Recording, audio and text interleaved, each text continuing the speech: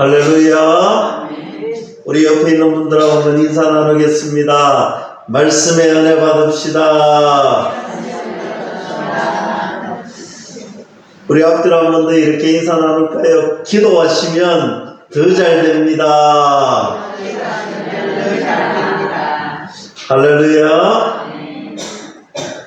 계속해서 역사서의 말씀을 읽어 나가고 있습니다. 특별히 왕들이 계속해서 반복적으로 등장을 합니다. 우리나라 이름이라면 우리가 척 하면 척 알아들을 텐데 아무래도 이스라엘 왕들의 이름이고 생소한 이름들이라서 이 이름이 이 이름 같고 저 이름은 어디서 들어봤는 것 같고 비슷한 이름이 계속해서 등장을 합니다. 그래서 말씀을 보면서도 좀 헷갈린다 해야 되겠죠. 비슷한 왕들의 이름이 이 왕인 것 같기도 하고 저 왕인 것 같기도 하고. 그런데 중요한 것은 여러분, 이 왕의 이름이 비슷하고 조금 혼란이 있지만 우리가 어디에서 어떤 관점으로 어디에 초점을 맞추어서 이 말씀을 우리가 읽고 듣고 가슴에 새겨야 되느냐, 이것이 중요한 거예요. 하나님께서는 이들을 어떻게 평가하셨는가, 이 왕들을 어떤 왕들이라고 평가했는가, 이것이 중요합니다.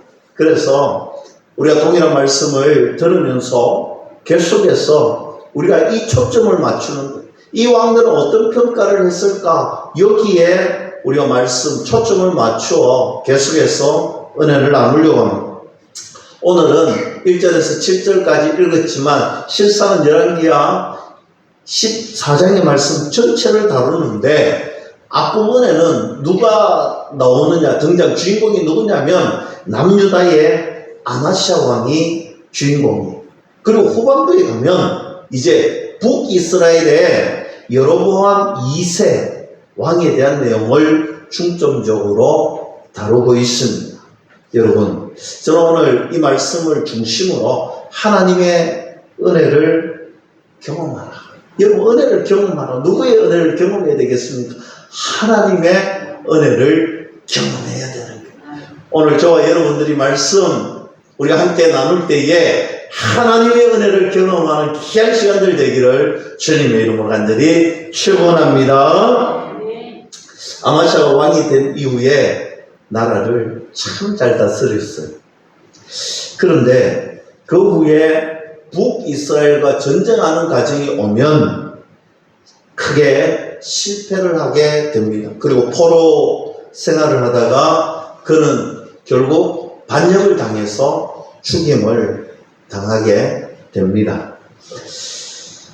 그리고 말씀 후반부에 좀 전에 말씀드렸던 것처럼 북이스라엘의 역사를 다루고 있는데 특별히 북이스라엘 내용을 쫙 살펴보면 함축적인 개념이 있는데 이 통치의 개념을 이야기합니다. 나라를 다스리는데, 통치하는데 누가 이 나라를 통치하고 다스리는가, 여기에 대한 말씀이 중점적으로 다루고 있습니다. 결국 지금 이 시대도 그렇고 우리가 말씀을 대할 때에 항상 우리가 하나님의 나라잖아요. 우리가 늘 고백하죠. 하나님의 나라입니다. 우리가 하나님의 나라를 세웁니다. 하나님의 나라의 자녀입니다. 이 말이 무슨 말입니까? 우리의 통치자는 여호와 하나님 한 분밖에 없다. 우리가 이 고백을 하잖아요. 오늘 본문의 말씀도 마찬가지입니다. 통치의 개념, 나라를 누가 다스리느냐, 누가 통치하고 있느냐, 조금 어려운 말씀들이 있습니다. 하지만 이 개념으로 접근을 하면 너무 간단하게 이해가 돼요. 우리가 말씀을 통하여서 나는 하나님의 나라의 자녀요, 나는 하나님의 통치를 받는 사람이구나, 이것을 틀림없이 믿게 돼요. 또 그 하나님의 은혜를 발견할 수 있는 귀한 경험자들이 될 수 있다. 그런 은혜를 말씀을 통해서 함께 나누어 보겠습니다. 그러면 하나님의 은혜를 경험하려면 어떻게 해야 되느냐? 오늘 세 가지 말씀을 간단하게 드리려고 합니다. 첫째, 말씀의 능력으로 우리의 마음을 지켜야 된다. 하나님의 말씀의 능력으로 내 마음을 지키라는 것입니다. 아마샤라는 사람을 이제 살펴보겠습니다. 2절 말씀 봅니다. 그가 왕이 된 때에 나이 25세라 예루살렘에서 29년간 다스리니 그의 어머니 이름은 여호아따니요 예루살렘 사람이더라 했습니다. 오늘 아마샤는요 언제 왕이 되느냐, 그가 25세가 되는 때에 오늘 남유다의 왕이 됩니다. 그러고 나서 그의 나라가 견고해져. 그가 왕이 되고 그의 나라가 남유다가 견고해지는데 5절 말씀 보세요. 나라가 그의 손에 굳게 서매 했습니다. 오늘 그가 왕이 되고 나니 이 나라가 정말 굳게 강대국이 되었습니다. 그리고 계속해서 이렇게 말씀합니다. 그의 부왕을 죽인 신복들을 죽였으나. 여러분, 이 말씀을 이해하려면 이 말씀의 배경을 알아야 됩니다. 이 배경이 무엇이냐니까 이렇습니다. 아마샤가 25살에 왕이 되었지요. 그런데 아마샤가 왕이 될 때 어떤 일이 있었느냐? 그의 부왕, 그의 아버지가 반역을 당해요. 쿠데타를 일으켜요. 반역을 당해서 죽임을 당하고 그의 아들이 왕이 되었습니다. 그런데 오늘 반역했던 사람들이 누구냐? 지금 아마샤 왕과 나라를 다스리는 신하들, 부하들이 전부 아버지를 반역해서 죽였던 사람들입니다. 지금 오늘 아마샤가 왕이 되고 나서 이제 누가 함께 나라를 다스렸는가 보니까 오늘 자기 아버지를 죽였던 사람들과 나라를 같이 통치하고 다스렸는데 그가 나라를 다스리고 이제 나라에 굳게 이제 기반을 잡고 이제 안정적으로 왕이 부강해지니까 무엇을 하느냐라는 것입니다. 오늘 아마샤가 함께 일했던 사람, 아버지를 반역해서 죽였던 신하들과 이제 함께 일을 하다가 그가 굳게 서고 난 다음에 한 일이 있습니다. 바로 그 사람들을, 반역을 했던 사람들을 죽이게 됩니다. 그의 부왕을 죽였던 신복들을 다 죽였습니다. 한마디로 원수들을 숙청했다, 이 내용입니다. 그런데 여러분, 제가 누가를 죽였다, 숙청했다, 반역을 진압했다 이 이야기가 하고 싶은 게 아니에요. 실은요 이렇게 자기 아버지를 죽였던 신복들을 이제 다 숙청했는데 그 과정에서 이루어진 내용을 보니까 그 부하들은 다 죽였는데 오늘 그의 아들, 또 그의 아들의 아들, 그의 집안은 다 살려 죽었더라. 성경은 그렇게 이야기합니다. 6절 말씀 보세요. 왕을 죽인 자의 자녀들은 죽이지 아니하였으니 이는 모세의 율법책에 기록된 대로 합니다. 곧 여호와께서 명령하여 이르시기를 자녀로 말미암아 아버지를 죽이지 말 것이요 아버지로 말미암아 자녀를 죽이지 말 것이라. 오직 사람마다 자기의 죄로 말미암아 죽을 것이니라 했습니다. 오늘 왕을 죽인 자녀들은 죽이지 아니하였다. 왜 그런가 봤더니 오늘 하나님의 말씀에 연자제, 아버지로 인해서 아들을 죽이지 말고 아들의 죄 때문에 아버지를 죽이지 말라는 이 연자제의 말씀, 하나님의 말씀에 그가 순종했더라. 여러분, 이것이 우리가 그냥 보고 그냥 읽고 아 그렇구나 이렇게 생각해 볼 수 있잖아요. 그러나 저는 말씀을 묵상해 보니 이 말씀이 얼마나 지키기 힘든 말씀인가. 당시에는요, 요즘도 그렇잖아요. 내 원수, 내 아버지를 죽이는 원수, 내가 힘이 있으면요, 그 사람만 어떻게 처형하겠어요? 내가 힘이 있으면요, 온 가족, 삼족, 구족을 당시에 특별히 그랬어요. 예전 시대에 우리나라 드라마에 보면요, 온 시를 말릴 뿐 하지 않습니까? 그런 정도로 왕이 되고 난 뒤에 힘이 있고 난 다음에 분명히 삼족을 멸할 수 있고 구족을 멸할 수가 있었습니다. 당시에 오늘 시대적 문화적 배경에도 그렇게 했어요. 그렇게 한들 아무런 문제가 되지 않았습니다. 사람들은요 그렇게 할 줄 알았을 거예요. 그러나 그는 부왕을 죽인 그 신복들만 처형하고 오늘 그의 자녀들은 다 살려주었는데 살려준 이유가 단 한 가지입니다. 하나님께서 말씀하셨기 때문에. 여러분 이것이 굉장히 중요하더라고요. 저는 말씀을 묵상하면서 여러분 우리가 우리 인생의 초점을 무엇으로 맞춰야 될까? 여기에 대한 말씀이에요.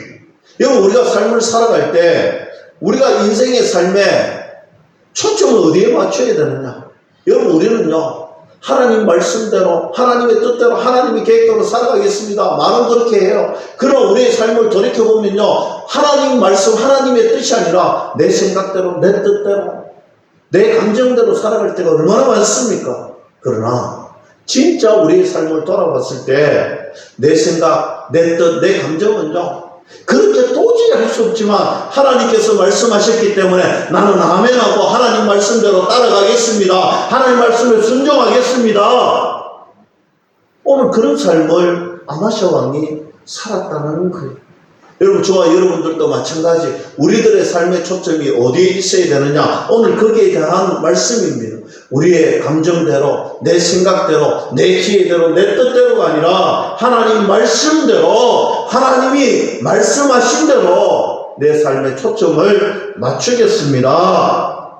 하나님 말씀이 내 마음을 내 감정을 지배할 수 있도록 하나님 앞에 겸손하게 엎드리고 무릎 꿇고 하나님 말씀에 경청해야 된다.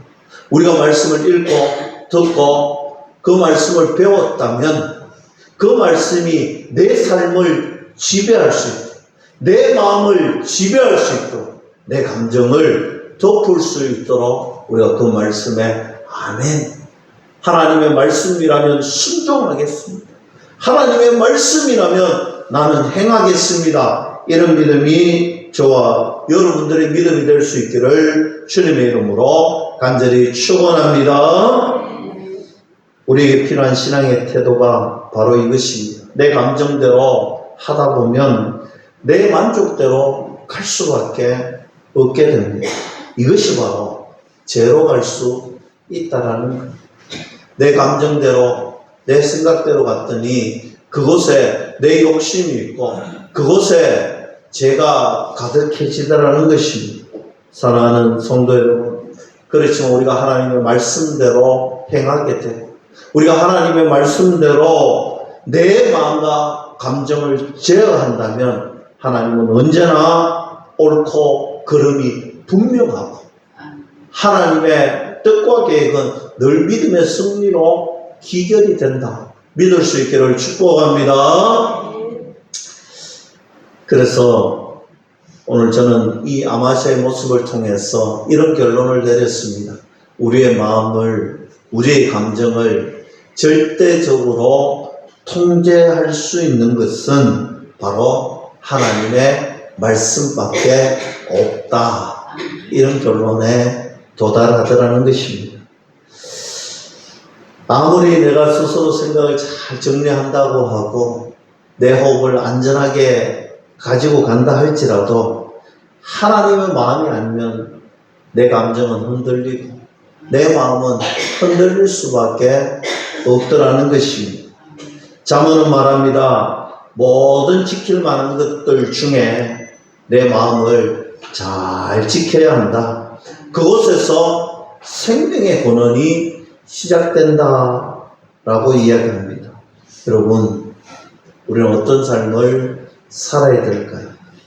하루에도 12번씩 내 마음대로 하고 싶고 내 감정대로 하고 싶고 내 생각대로 하고 싶은 것이 사람이잖아요. 그러나 그럴 때마다 내 감정이 아니라 내 생각이 아니라 하나님의 말씀이 내 마음을 사로잡고 내 감정이 아니라 하나님의 뜻과 계획이 나를 움직이는, 그래서 하나님 앞에 온전히 삶을 드리는 저와 여러분들이 다 될 수 있기를 주님의 이름으로 간절히 축원합니다. 이렇게 아마시아가 좋은 말씀에 순종하는 마음으로 살았습니다. 몇 년간을 그렇게 잘 지켰는데 결정적인 순간에 하나님 말씀이 그의 마음을 붙잡아주고 더 많은 죄로 나가지 않았다. 성경은 그렇게 이야기합니다. 하나님의 말씀이 우리 마음을 충분히 지배해야 된다. 이렇게 말씀하고 있죠. 그럼 두 번째, 하나님의 은혜를 경험하는 사람은 어떤 사람인가? 방치된 죄의 공격을 주의하는 자다. 아마시아의 내용을 조금 더 살펴봅니다. 3절 말씀 보세요. 아마시아가 여호와 보시기에 정직히 행하였으나 그의 조상 다윗과는 같이 아니하였으며 그의 아버지 요아스가 행한 대로 다 행하였도다 했습니다. 여러분, 아마시아의 행동이 하나님 보시기에 참으로 선한 행동이고 합한 행동이라고 말씀은 시작합니다. 그렇지만 시간이 지나면서 자신의 마음을 끝까지 지키지 못했다. 왕권 초기에는 하나님 말씀을 잘 지키려고 애쓰고 노력하고 발버둥 쳤어요. 하나님 말씀을 기준 삼아 그렇게 살았습니다. 그런 삶의 몸부림이 가져다 준 것이 바로 7절의 말씀입니다. 아마시아가 소금 골짜기에서 에돔 사람 10,000명을 죽이고 또 전쟁을 하여 셀라를 취하고 이름을 욕도엘이라 하였더니 오늘까지 그러하니라 했습니다. 어떤 상황인지 보세요. 에돔이 유다를 반역했습니다. 유다가 다시 에돔을 공격하고 셀라라고 하는 곳을 다시 그 땅을 가지고 왔습니다. 그리고 욕도엘이라고 이름을 명합니다. 여러분, 욕도엘이라는 것은 하나님께서 정복한 곳 이런 뜻입니다. 오늘 하나님께서 정복한 것, 하나님의 뜻과 말씀과 계획대로 살고 하나님의 기준대로 살았다라는 것입니다. 이때까지만 해도 남유다는 분명히 하나님께서 통치하는 나라였습니다. 하나님께서 움직이시고 다스리시고 통치하는 나라, 그런 나라라고 분명한 인식이 되어 있습니다. 그래서 욕도엘을 하나님이 정복하신 곳이다. 내가 한 것이 아니라 하나님께서 하셨습니다. 분명히 이런 나라로 통치하였습니다. 그래서 하나님께서 에돔과의 전쟁에서도 10,000명을 죽이는 승리를 주셨습니다. 그런데 문제가 있습니다. 그 문제가 언제 나타났느냐? 승리한 다음, 하나님의 은혜를 경험한 다음에 문제가 나타나는데 두 가지가 나타납니다. 두 가지의 실수지요. 첫째, 에돔의 우상을 들여오는 거예요. 우상을 그대로 들여오는 거예요. 그리고 두 번째 실수는 그의 마음이 교만해졌다. 여러분, 우리가 마주하는 실수입니다. 보세요. 10절 말씀 읽지는 않았지만 한번 성경을 봅니다. 내가 에돔을 쳐서 파하였으므로 마음이 교만하였으니 스스로 영광을 삼아 왕궁에나 내 집으로 돌아가라. 어찌하여 하를 자치하여 너와 유다가 함께 망하고자 하느냐 했습니다. 오늘 본문 말씀에 남유다와 북이스라엘 왕들이 서로 편지를 하는데 편지 내용에 보니까 북이스라엘 왕이 교만해졌다라고 편지를 합니다. 그 교만 때문에 결국 나라가 망한다는 거예요. 교만했기 때문에 나라가 망할 수밖에 없다. 사랑하는 성도 여러분, 교만은요 패망의 질을, 교만하면요 결국 망한 인생이 되고 망한 삶이 됩니다. 여러분, 우리가 우리 인생 가운데 승리를 하고 은혜를 받고 놀라운 경험을 하고 난 다음에 이 후의 모습이 참으로 중요합니다. 이 후에 우리가 실수하면 안 되는데 그 실수가 바로 교만이 찾아오더라는 것입니다. 사랑하는 성도 여러분, 저는 이 말씀을 보면서 이런 생각을 해보았어요. 그가 하나님 말씀대로 살려고 정말 애쓰고 노력했는데 어느 순간부터 어느 순간부터 교만해지는 것이 찾아오면요, 어떤 일이 생기냐면요, 우리가 제 악한 모습 이런 것은요, 모양으로 버리려고 은혜 충만 말씀 충만일 때는요, 조금만 이상해도 하나님 앞에 무릎 꿇고 회개합니다. 하나님 잘못했습니다. 제가 이거 버리겠습니다. 민감하게, 영적으로 민감하게 반응을 하는데, 여러분 교만이 찾아오면 어떻게 되느냐면요, 작은 죄가 들어옵니다. 저는 민감하게 반응을 했는데 오늘 어느 순간부터 죄가 들어오는데 민감하지 않아요. 그냥 작은 죄니까 무시합니다. 작은 죄니까 별로 대수롭지 않게 여기는 거예요. 여러분 교만해지는 순간 우리들의 죄가 조금씩 들어와도 방치해 두는 거예요. 계속해서 죄를 방치하니까 이 죄가 자라나더라는 거예요. 여러분, 우리의 마음을 뒤덮게 하는 것은요, 작은 죄를 방치해 두는 순간, 작은 죄를 방치해 두는 순간 이 죄가 장성하고 또 장성하고 장성하고, 욕심이 잉태하여 죄를 낳고 죄가 장성하여 사망에 이른다. 성경은 분명히 말씀하고 있습니다. 사소하게 여겼던 것들, 무심코 여겼던 것들, 이런 것들이 쌓이고 자라나니까 사망에 이르더라는 것입니다. 사랑하는 성도 여러분, 나도 모르게 자라나는 그 죄, 나도 모르게 방치했던 그 죄, 어떻게 해야 될까요? 십자가의 보혈의 능력으로 불태워야 됩니다. 사라지게 해야 됩니다. 그래서 우리가 기도할 수밖에 없고 하나님 앞에 나올 수밖에 없는 것입니다. 오늘 말씀을 통하여서 우리가 믿음으로 선포하고 우리가 이 문을 나서는 순간 우리가 고백해야 될 것은, 내가 무심코 방치했던 것, 내가 무심코 넘어갔던 것들, 이제 하나님 앞에 나는 분명히 삶의 자리에서도, 내 가정에서도, 내가 섬기는 공동체에서도, 내가 오는 교회 안에서도, 내가 속해져 있는 어느 곳에서든 작은 죄라도, 악은 모양이라도 버리고, 내가 방치하려고 그렇게 무시고 넘어갔던 것들 발견되는 순간, 느끼는 그 순간 그 자리에서 주님 앞에 엎드리시고 주님 앞에 고백하시고 주님 앞에서 제사함을 받는 놀라운 은혜가 있기를 주님의 이름으로 간절히 축원합니다. 마지막으로 하나님의 은혜를 기억하라.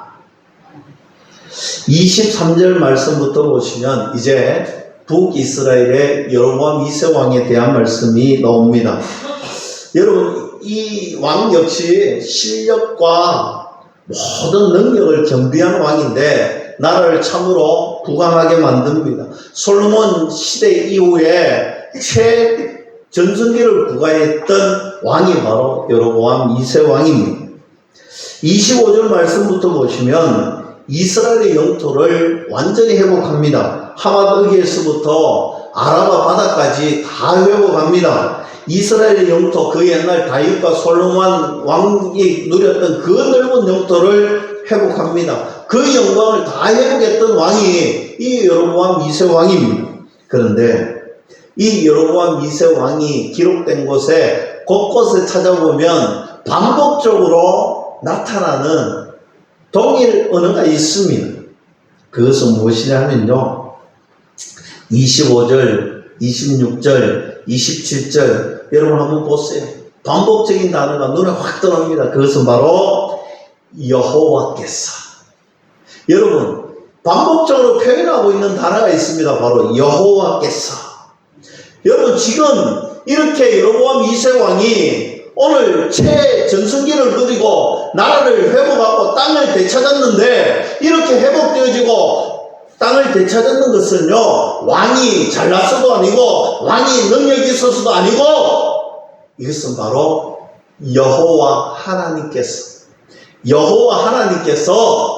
회복시켜 주셨기 때문에 가능하다, 이것을 말씀하고 있는 것입니다. 사랑하는 성도 여러분, 하나님께서 왜 북이스라엘에게 이런 열매를 허락하셨는가? 첫째는 하나님의 약속 때문입니다. 25절 말씀 보세요.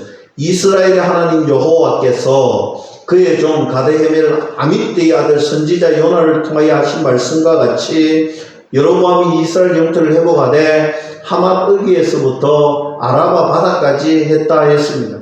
요나를 통하여 말씀하신 데와 같이 하나님께서 이미 예언하신 내용이에요. 하나님이 이미 약속하신 내용이더라는 것입니다. 27절 말씀도 봅니다. 여호와께서 또 이스라엘 이름을 천하에서 없이 하겠다고도 아니하셨으므로 요아스의 아들 여로보암의 손으로 구원하심이었더라 했습니다. 오늘 이스라엘의 이름을 천하에서 없이 하겠다고도 아니하셨으므로 하나님 먼저 말씀하셨다. 하나님이 약속 주셨던 것입니다. 하나님은 그 약속을 책임지신다는 것입니다. 하나님의 신실하신 하나님의 약속 때문에 이스라엘의 나라가 이처럼 부강하게 되었다 믿을 수 있기를 축복합니다. 주체가 분명히 여호와 하나님께서 하셨다는 거예요. 여러분 우리 인생에 착각하면 안 돼요. 내가 열심히 하고 내가 최선을 다하고 내가 노력했더니 야 되네. 여러분 내가 최선을 다하고 내가 열심히 하는 것은요, 내가 하나님의 은혜를 받았기 때문에 하나님이 나를 하나님의 자녀로 삼아줬기 때문에 내 삶에 최선을 다하는 거예요. 여러분 그런 마음 자세로 살아야 되는 거예요. 내가 하나님 앞에 은혜를 받았고 그 은혜에 무엇으로 보답하며 살아갈 것인가, 거기에 대한 최선을 다해서 내가 살아가는 거예요. 내 삶에도 최선을 다하고 기도 생활, 예배 생활, 내가 내 삶에 최선을 다하는 거예요. 내가 선한 영향력을 끼치는 것도 최선을 다하는 거예요. 내가 남들보다 좀 더 사랑을 베풀고 좀 더 열심히 하고 부지런히 하게 하는 것은요, 하나님이 나를 하나님의 자녀로 그저 값없이 사랑하시고 불러주셨기 때문에 내가 그렇게 사는 거예요. 여러분 내가 잘나서 내가 그렇게 하면 행복해지고 내가 그렇게 살고 내가 그렇게 하면 하나님이 막 부어주시는 은혜가 있다, 여러분 착각하지 마세요. 하나님은요, 우리가 아무것도 하지 않아도 창조주 하나님, 천하 만물을 지으시고 다스리는 하나님께서 주시고자 하면 우리에게는 생길 수 있습니다. 여러분 우리가 아무리 노력해도요, 하나님이 허락하시지 않으면 아무것도 받을 수 없습니다. 그러나 우리는 하나님의 신실하심을 믿고 하나님의 언약을 믿기 때문에 그저 나에게 복이 없다 할지라도, 나에게 이 땅에는 정말 아름답게 누리는 것이 없다 할지라도, 마태복음 5장 산상수훈에 나오잖아요. 내가 예수 그리스도, 내가 예수님 때문에 고난을 당하고 핍박을 당할지라도 나는 기쁘게 그 길을 걸어가겠노. 하늘나라의 큰 상급을 소망하고 내가 인내하며 걸어가겠노라고 고백할 수 있는 저와 여러분들이 되어야 된다. 그러면 덤으로 오늘 솔로몬 왕 이후에 여로보암 2세 왕에게 오늘 덤으로 생기는 축복이 그런 거잖아. 최전성기를 누렸다. 여러분 저는 그렇게 생각합니다. 먼저 그의 나라와 그의 일을 구하라. 그리하면 이 모든 것을 너에게 더하여 주시겠다. 우리가 구해야 될 것은 하나님 나라를 위해서.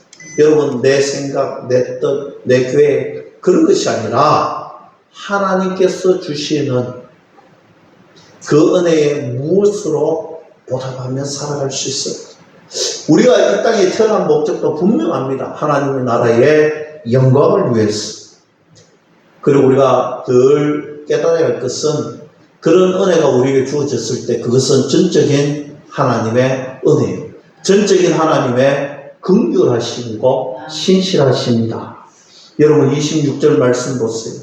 26절 말씀 보면 얼마나 이스라엘이 처량해 보입니까? 아무도 없는 처량한 이스라엘을 보시고 긍휼히 여겨주시고 하나님께서 은혜를 주셨다라고 말씀합니다. 처량한 이스라엘을 하나님께서 긍휼히 보시고 불쌍히 여겨주시고 은혜를 주셨다. 여러분 제가 말씀을 준비하면서 이런 생각을 해보았습니다. 우리들의 삶이 아무리 처량하고 보잘것없다 할지라도 하나님께서 긍휼히 여겨주시고 불쌍히 여겨주시면 그것보다 더 큰 은혜가 없다. 저는 우리 모든 믿음의 동력자들 가정에 하나님께서 긍휼히 여겨주시고 불쌍히 여겨주시는 은혜가 있기를 주님의 이름으로 간절히 축복합니다. 여러분 고난을 무서워하지 마시고 두려워하지 마세요. 우리가 진짜 무서워하고 두려워야 할 것은 하나님과 나 사이 관계가 멀어지는 것입니다. 하나님의 자비와 긍휼에서 우리의 모든 것들이 출발되어졌으면 좋겠다. 26절 말씀에 보면 참으로 은혜로운 표현의 말씀이 있습니다. 하나님께서 이스라엘의 상황을 보셨다라는 말씀이지. 이것이 오늘 우리 모두에게 위로가 되는 말씀이 되었으면 좋겠습니다. 하나님은 언제나 우리의 상황을 보시는 하나님이시다. 하나님이 상황을 보신다는 말은요, 하나님의 자비와 긍휼이 거기에 있다라는 말씀입니다. 사실 우리가 하나님께 기도할 자격도 없는 그런 못난 존재들이잖아요. 하나님 앞에 구할 수도 없고 예배할 수도 없는 그런 존재들이잖아요. 그러나 하나님께서 그저 값없이 독생자 예수 그리스도를 보내어 주셔서 하나님의 자녀로 그저 의롭다 칭하여 주심에 우리가 참으로 감사해야 되잖아요. 우리가 기도할 때 여러분 교만하지 않도록 정말 겸손할 수 있도록 기도하시고 우리 가정과 우리의 교회와 저와 여러분들을 불쌍히 여겨달라고 긍휼히 여겨달라고 기도하기를 소망합니다. 말씀을 맺습니다. 하나님 불쌍히 여기시고 긍휼히 여겨주시는 가정, 성도, 교회, 나라는 하나님의 은혜를 경험할 수밖에 없습니다. 오늘도 기도하면서 하나님의 자비를 구하시고 하나님의 긍휼을 구하시고 하나님이 허락하시는 은혜를 마음껏 누리는 저와 여러분들이 다 될 수 있기를 주님의 이름으로 간절히 축원합니다.